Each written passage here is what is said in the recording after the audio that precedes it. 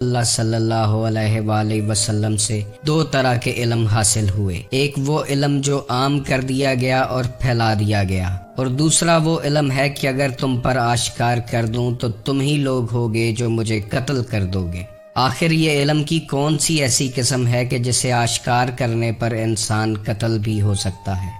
حضرت نظام الدین اولیاء نے اپنے ایک مرید کو اپنا جوتا سلوانے کی غرض سے بازار بھیجا۔ وہ مرید جب جوتا سلوانے کے لیے موچی کے پاس پہنچا تو موچی کے پاس پہلے ہی 2 سے 3 جوتے سلائی کے لیے پڑے تھے اور وہ موچی ان کی سلائی میں مصروف تھا۔ موچی نے جب جوتے پر غور کیا تو وہ جوتا انتہائی خوبصورت تھا، جس پر موچی نے پوچھا کہ یہ جوتا کس کا ہے؟ نظام الدین اولیاء کے مرید نے فرمایا کہ یہ جوتا اللہ کا ہے، جس پر وہ موچی بہت حیران ہوا اور اس نے دوبارہ پوچھا کہ یہ جوتا کس کا ہے؟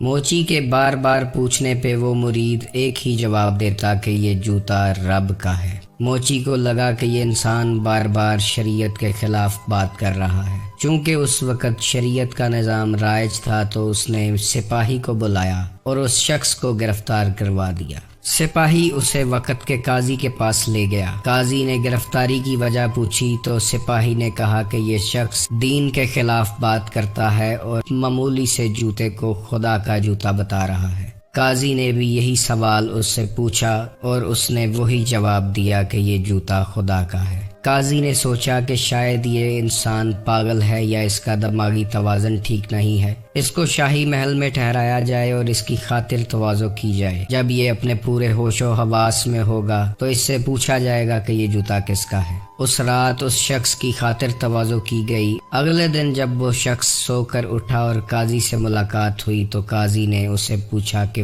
وقت کیا ہوا ہے؟ اس شخص نے صحیح وقت بتایا۔ قاضی نے پوچھا میرے ہاتھ میں کیا ہے؟ اس شخص نے جواب دیا کہ آپ کے ہاتھ میں ایک قلم ہے۔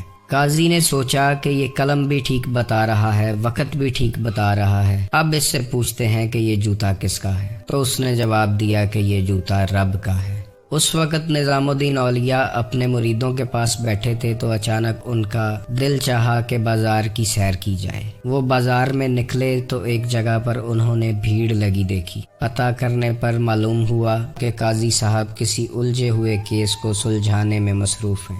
جب آپ نے پوچھا کہ یہ شخص کیوں گرفتار ہے اور کیا کہتا ہے تو قاضی صاحب نے بتایا کہ ایک معمولی سے جوتے کو خدا کا جوتا بتا رہا ہے، جس پر نظام الدین اولیاء نے فرمایا کہ وہ جو کہہ رہا ہے وہ ٹھیک کہہ رہا ہے۔ نظام الدین اولیاء نے فرمایا کہ آپ قرآن پاک کو غور سے پڑھیں تو اللہ فرماتا ہے کہ کائنات، زمین و آسمان میں جو کچھ ہے سب اسی کا ہے۔ تو جب کائنات کی ہر چیز ہی اس کی ملکیت ہے تو پھر اس ملکیت میں سے آپ یہ جوتا کیسے نکال سکتے ہیں؟ نظام الدین اولیاء رحمۃ اللہ علیہ نے فرمایا کہ قاضی صاحب آپ کو اس شخص کے مقام کا بالکل اندازہ نہیں ہے۔ یہ شخص علم لدنی سے واقف ہے۔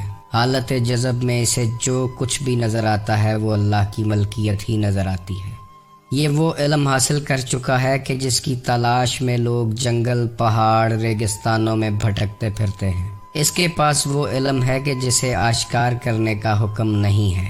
یہ وہ خزانہ نایاب ہے کہ جسے چھپا کر رکھا جاتا ہے، نہ ہی یہ علم کتابوں کے ذریعے پڑھایا جاتا ہے۔ یہ وہ علم ہے جو کسب سے نہیں بلکہ عطا سے ملتا ہے، کسی اللہ والے کی نگاہ سے ملتا ہے۔ یہ رازوں کا راز، اسراروں کا اسرار ہے۔ ناظرین، آج اس ویڈیو میں آپ جان لیں گے کہ علم لدنی کیا ہے۔ ویڈیو پسند آئے تو اسے لائک ضرور کیجیے گا، شیئر کیجیے گا اور چینل کو سبسکرائب کیجیے گا تاکہ ہمارا اور آپ کا رابطہ بنا رہے۔ ناظرین، تصوف کا سب سے پیچیدہ اور پر اسرار حصہ علم لدنی ہے۔ یہ وہ خفیہ علم ہے جو تمام انسانی تصورات اور عقل سے بالاتر ہے۔ ناظرین، علم کی اگر ڈیفینیشن کی جائے تو یہ 2 طرح کا ہوتا ہے۔ ایک وہ علم ہے جو مدرسوں، اسکولوں، کالجوں، یونیورسٹیوں سے حاصل ہوتا ہے، اور دوسرا وہ علم ہے جو اللہ کی طرف سے ڈائریکٹلی انسان کے قلب پر اترتا ہے۔ قلب پر نازل ہونے والے اس علم کو پوشیدہ علم یا علم لدنی کہا جاتا ہے۔ اس علم کے بارے میں نبی محترم حضور علیہ الصلاۃ والسلام کا فرمان ہے کہ یہ ایسا علم ہے جو ایک پوشیدہ چیز کی طرح ہے، اسے اللہ کے جاننے والے کے سوا کوئی نہیں سمجھ سکتا۔ ناظرین، یہ علم کتابوں میں درج نہیں ہے، اور اگر کوئی لاکھ کتابیں بھی پڑھ لے تو اسے حاصل نہیں ہوگا۔ حضرت ابو ہریرہ رضی اللہ تعالیٰ عنہ کو جو 2 علم حاصل ہوئے تھے، ایک ظاہری تھا اور دوسرا باطنی تھا، اور یہی باطنی علم اولیاء اللہ کے پاس ہوتا ہے، اور اس علم کا حصول مکمل طور پر اللہ کے فضل پر منحصر ہے۔ وہ جسے چاہتا ہے جتنا چاہتا ہے عطا کر دیتا ہے۔ علم لدنی کا ایک قصہ قرآن پاک میں حضرت خضر علیہ السلام اور حضرت موسیٰ علیہ السلام سے بھی ملتا ہے۔ قرآن پاک میں اللہ فرماتا ہے، پھر انہوں نے اپنے بندوں میں سے ایک بندہ پایا جسے ہم نے اپنی طرف سے رحمت عطا کی اور اسے اپنا الہامی علم عطا کیا۔ جس شخص کو بھی یہ علم حاصل ہوتا ہے وہ معرفت الہی تک پہنچ جاتا ہے، اور معرفت الہی کے لیے ہی انسان اس زمین پر بھیجا گیا ہے۔ اس دنیا میں آنے کے بعد اگر تو آپ نے معرفت الہی حاصل کر لی تو آپ نے اپنی اس زندگی کا مقصد پورا کر لیا، اور اگر معرفت الہی حاصل نہ ہوئی تو اس دنیا میں آنا یا نہ آنا ایک برابر ہی ہے۔ جس انسان کو علم لدنی حاصل ہوتا ہے وہ حکمت الہی کے ذریعے اپنے خالق حقیقی تک پہنچ جاتا ہے۔ وہ اللہ کی نشانیوں کے ذریعے اللہ کو پہچان لیتا ہے، اور پھر جس کو وہ پہچان لیتا ہے اس کی عبادت میں مشغول رہتا ہے۔ یہ وہ علم لدنی ہے جو برگزیدہ اولیاء کو عطا کیا گیا ہے، اور اولیاء اللہ کی زندگی کا واحد مقصد صرف یہ ہوتا ہے کہ جب انسانیت گمراہ ہو جائے، صراط مستقیم سے ہٹ جائے، تو اسے سچائی اور محبت کی راہ پر گامزن کیا جا سکے۔ یہی وہ علم لدنی ہے کہ جس کے ذریعے انسان اللہ کے ساتھ مستقل رابطے میں رہتا ہے۔ جب کوئی شخص یہ علم حاصل کر چکا ہوتا ہے تو اسے خالق کائنات کی طرف سے تمام مخلوقات پر غالب کر دیا جاتا ہے۔ مختلف قسم کی کرامتیں اور اختیارات اسے دے دیے جاتے ہیں۔ علم لدنی میں اللہ تعالیٰ سے رابطے کے 4 ذریعے ہیں، جن میں پہلا ذریعہ وحی ہے، اور یہ صرف اللہ تعالیٰ کے برگزیدہ انبیاء علیہ السلام کے لیے مخصوص ہے۔ دوسرا ذریعہ الہام ہے۔ یہ پیغمبرانہ خواب کی ایک قسم ہے جو اللہ تعالیٰ کی طرف سے الہام ہوتی ہے۔ انسانیت کے فائدے کے لیے اللہ تعالیٰ کے خاص بندوں پر الہام کے ذریعے پیغامات بھیجے جاتے ہیں۔ تیسرا ذریعہ درج فراست ہے۔ یہ ایک ایسی طاقت ہے جو اولیاء اللہ، متقی اور پرہیزگار لوگوں کو عطا کی جاتی ہے۔ اللہ تعالیٰ کے ساتھ کنیکشن یا رابطے کا جو چوتھا ذریعہ ہے وہ کشف ہے۔ اس کے بارے میں کہا گیا ہے کہ یہ زمین یا آسمان دونوں چیزوں کا پوشیدہ یا خفیہ علم ہے۔ یہ قرآن کریم کی بعض آیات میں پوشیدہ رکھا گیا ہے، اور اس علم کی تشریح صرف وہی لوگ کر سکتے ہیں جو اولیاء اللہ ہیں یا روحانیت کے کسی بڑے مرتبے پر فائز ہیں۔ حضرت داتا گنج بخش رحمۃ اللہ علیہ فرماتے ہیں کہ انسان کی زندگی بغیر کسی روحانی یا الہی علم کے بے ایمانی ہے۔ ناظرین، یہ علم لدنی ایک ایسا نور ہے جو دل کو منور کرتا ہے۔ اس علم کے ذریعے انسان ایسی چیزوں کو سمجھنا شروع کرتا ہے جن کے بارے میں کبھی اس نے سنا تھا لیکن انہیں سمجھ نہیں پایا تھا۔ ایک اور صوفی درویش کا فرمان ہے کہ یہ خاص علم اس سے کبھی حاصل نہیں ہو سکتا جس میں بدعت اور غرور جیسی خصلتیں موجود ہوں۔ اس علم کو حاصل کرنے کے لیے بدعت اور غرور سے انتہائی دور رہنا ضروری ہے۔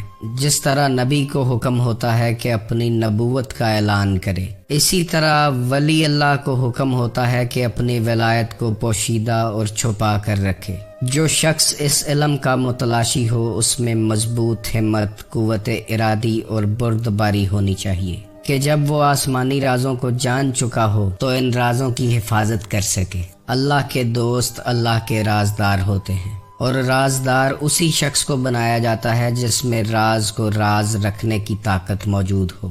حضرت جنید بغدادی رحمۃ اللہ تعالیٰ علیہ فرماتے ہیں، ہزار افسوس اس عاشق پر جو اپنے معشوق یعنی کہ اللہ کی محبت میں دیوانہ ہے، لیکن جب وہ اللہ تعالیٰ کے بے شمار رازوں اور خوبصورتیوں کو دیکھتا ہے تو دوسروں پر ظاہر کرتا ہے، یعنی کہ خالق کا راز مخلوق میں آشکار کرنا، خالق کی توہین ہے۔ ناظرین یاد رکھیں، جب اللہ تعالیٰ کسی کو ولایت کا تاج پہنانا چاہتا ہے تو سب سے پہلے وہ اس شخص کو الہامی علم عطا کرتا ہے۔ یہ الہامی علم ظاہری اور باطنی علوم کا احاطہ کیے ہوتا ہے۔ امام شافعی رحمۃ اللہ علیہ کا قول ہے کہ اللہ تعالیٰ کسی جاہل کو کبھی دوست نہیں بناتا۔ ایک صوفی اکثر فرمایا کرتے تھے کہ تم نہیں پہنچ سکتے اللہ تک عبادتوں اور ریاضتوں کے ساتھ۔ اللہ کا راز اہل علم کے سینے میں ہے، وہ جسے چاہے عطا کر دے۔ تو علم لدنی کی تلاش میں بھی انسان کسی انسان کے پاس ہی پہنچتا ہے، کسی اللہ والے کی صحبت اختیار کرتا ہے۔